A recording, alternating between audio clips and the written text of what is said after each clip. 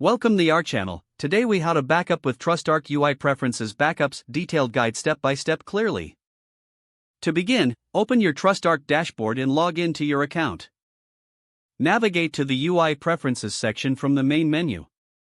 In the UI preferences area, locate the backup option. Click on the backup option to access the backup settings.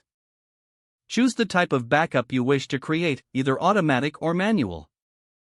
If you select manual, click on the Create New Backup button. Enter a name for your backup that is easy to remember. Select the data components you wish to include in your backup.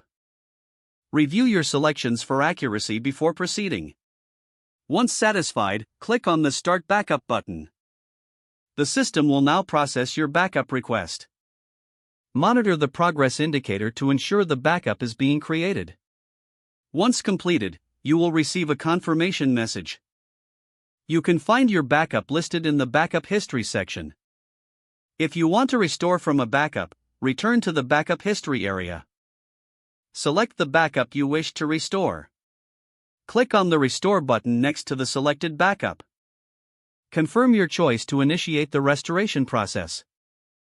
The system will notify you once the restoration is complete. Ensure to verify that the preferences have been restored accurately.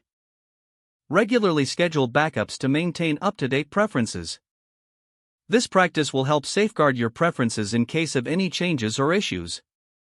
If the page does not load, refresh the browser or try again in a private or incognito window. Make sure you are using the correct email address, then retype it carefully to avoid small typos.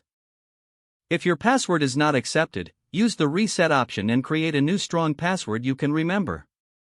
Check your spam folder for verification or security emails, then complete any requested confirmation steps. Enable two-factor authentication if available to improve account security and reduce unauthorized access risk. After signing in, review your profile details so your contact information and settings are accurate and current. Don't forget to like this video and subscribe to our channel for more step-by-step tech guides.